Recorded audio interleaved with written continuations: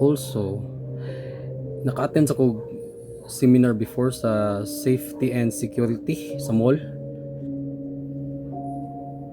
Gikuhan jud nga to, gitakol jud nga to nga wala jud daw naagi daw tao nga dili kawatan nga makahat og kawat kay naa siya sa situation, napunta siya sa situation nga pabor sa iya ang pagkawat nga na ba, like dagan silang nangadakpan sa mall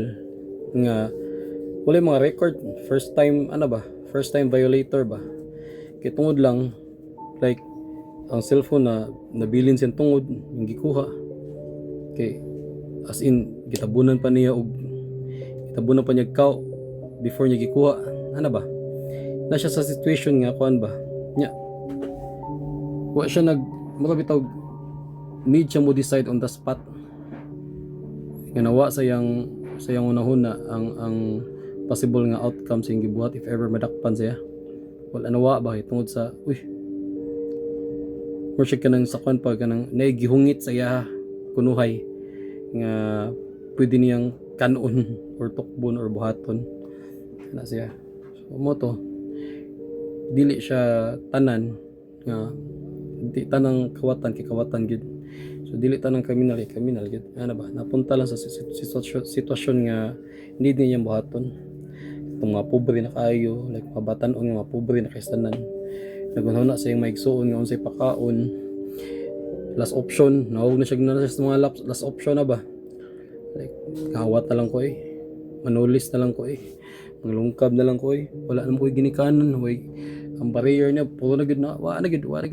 nakapugong siya sa pagbuhat sa mga di ang ibuhaton. So bottom line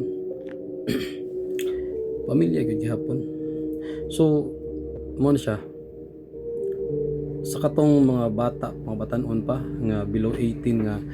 gauyab-uyab na karon, sus palihog lang as much as possible ayagi mo pag uyab-uyab kung wala pang may plano nga magkaanak, mingon mo uyab-uyab naman may pangkuan lang po TVision dagway biga ganin nyo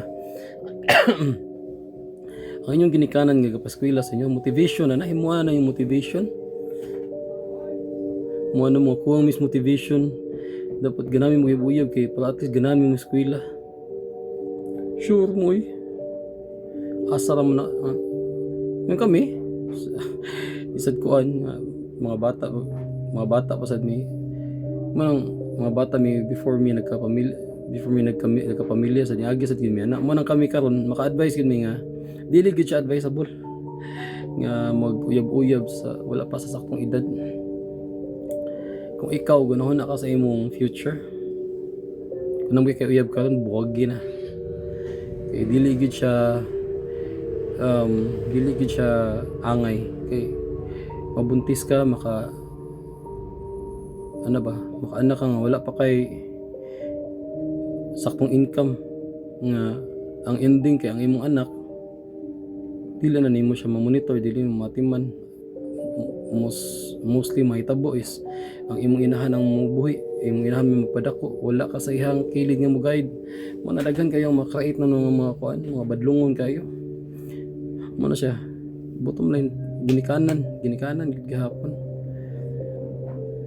mo to. Ikaw kita mo kani ikaw nga batan-on pa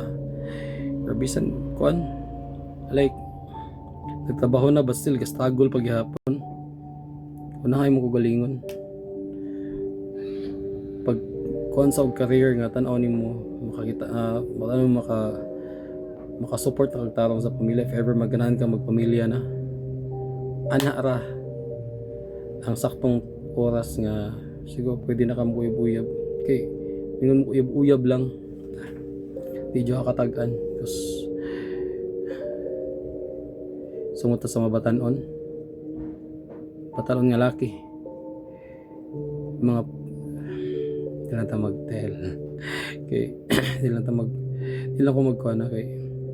sa ko lang pagkabatanon ako wag siya sa kuan men are siguro Ang laki kay magpakalalaki gud. We are kung gud sumuta sa katong mga teenager. Men are predators. As in, we find ways nga ang sa ko bias kung siya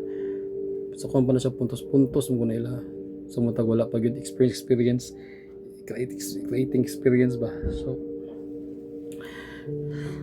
kimo anas yung uban yung ikaw magani sa una mao gyud siya dugay siya nga kuan, dugay siya nga realization. So kamo nga wala pa naabot sa point nga ana, especially sa katong mga babae,